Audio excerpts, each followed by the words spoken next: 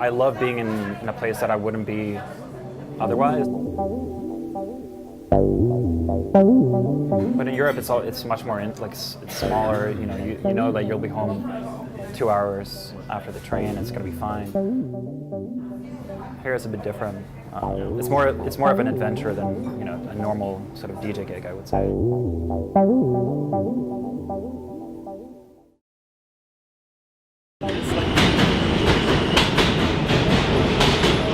I knew it was big. Like I don't want to sound like one of those like, oh, this is the big city, but like it does feel like it's not like European like big cities. It took me like 20 minutes to get someone cussing at me in New York. As soon as I arrived, like.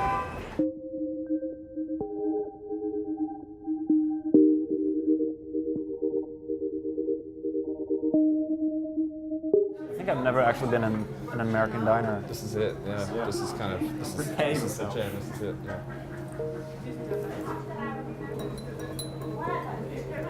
Why is it taking you so long to get to New York? It's just like a lot of paperwork, and it's just like they need to know everything about everything. I mean, when you go to an interview, they can be really obnoxious and just like ask you, like, so you're an artist? It's like, yeah. How famous are you? It's like, am I just to say, well, I did this and that? It's just kind of this awkward. Yeah, I just like I think I'm a fairly modest person, obviously, but no, so it's like I don't like to talk about like what I've done before. Like it's kind of awkward. So, I mean, this whole DJ Seinfeld thing has been like it's gone really fast. I mean, it just started as a really therapeutic excursion into like me trying to go through some personal stuff and create music to go alongside that. And I was feeling quite bad for a long time, and so like with the music and the things that happened around the music that I was making, and it really helped a lot. And it's like just by being able to travel all over the world and all these kind of things, it builds you up in some kind of way. It's not, I'm not going to be the same person as I was before all that stuff, but I'm going to be someone else, which is really what I'm really excited for. And essentially this whole last year was me trying to sort of rebuild myself, and now I think like in a much more positive space and feel a lot more secure with myself and what I want to do.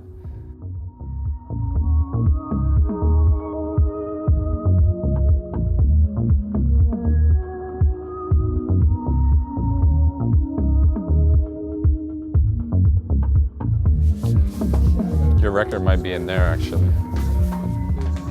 Should crack it open. It's probably all your records, because I was looking for it. That would be an amazing coincidence. No, I'm pretty sure that's what it is. I'm pretty sure that's what he brought.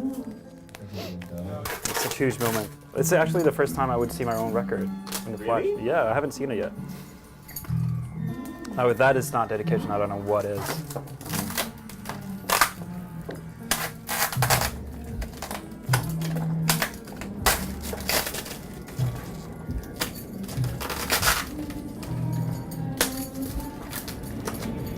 That's you.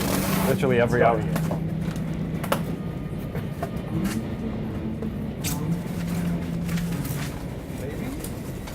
There it is. There you are. Oh. Oh shit. You mind if I? There it is. Yeah. Jesus Christ. Hold it up.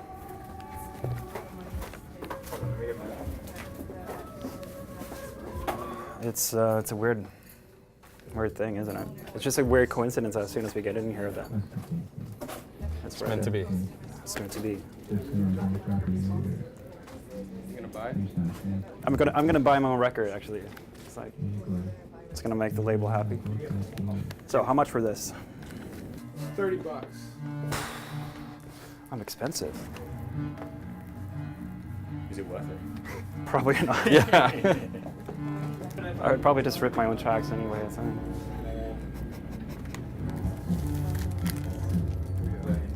Boom. Kodak moment right there, isn't it?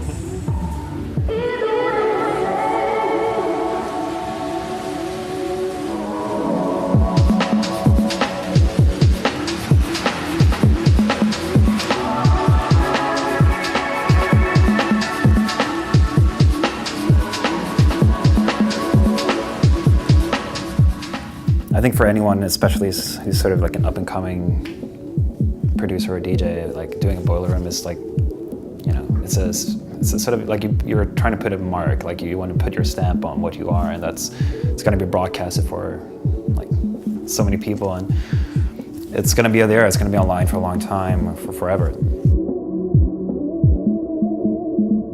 Well, I'm glad I get nervous still, because if I don't really get nervous, I don't think I might not be actually enjoying, like I wouldn't be caring about it enough. Wow, wow, wow. Everyone, please give a hand to my man, DJ Seinfeld, right here. An absolutely incredible set. Thank you so much, man. Thank you.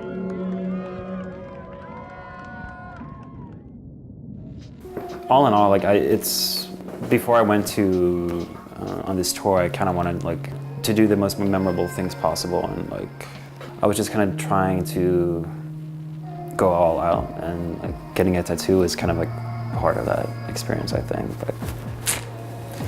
But I'm dedicating that tattoo to my dog, and that's, you know, it has some sort of meaning attached to it as well. I have a picture of my dog.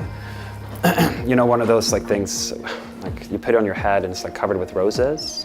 Like we put him on her for like a couple of like 2-3 months ago, I think it was, maybe a bit more. And she's like, it was the most cute picture in my mind. And she would be walking around with him like really in such a cute way. So I thought like, but then she passed away like a month ago, I think. No, a bit more.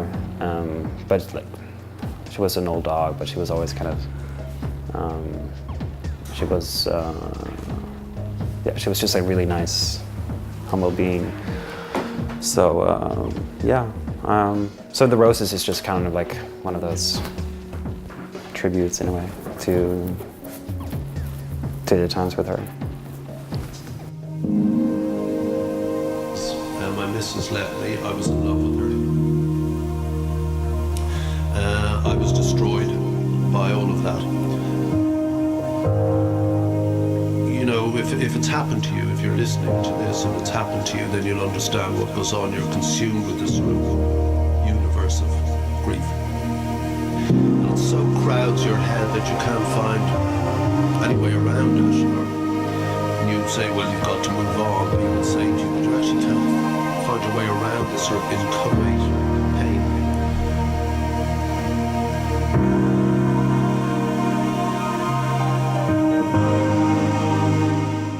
It's just been a really sort of profound couple of weeks and months, and it's a lot of up and downs. And so now, like, I think like getting this tattoo, like it's like a signing off of things in a way. Like it's been a really fun journey, like this tour, and so it's just like, you know, signing the checkout receipt in a way. I try and live or see life in terms of chapters in a way, like. Whether it's good or bad, I think it's just always nice to sort of put a closure on things and sort of reevaluate what you want to do for the next time. And I think now has been sort of like I don't know, like it felt like not necessarily that something had ended, it's just like kind of something is starting up again. And it's a tribute to both like personal things and some sort of tribute to how like up in the air and like vacuous am I feeling sometimes. Not vacuous in the sense of like being devoid of emotion, just like I have really no idea what's going on.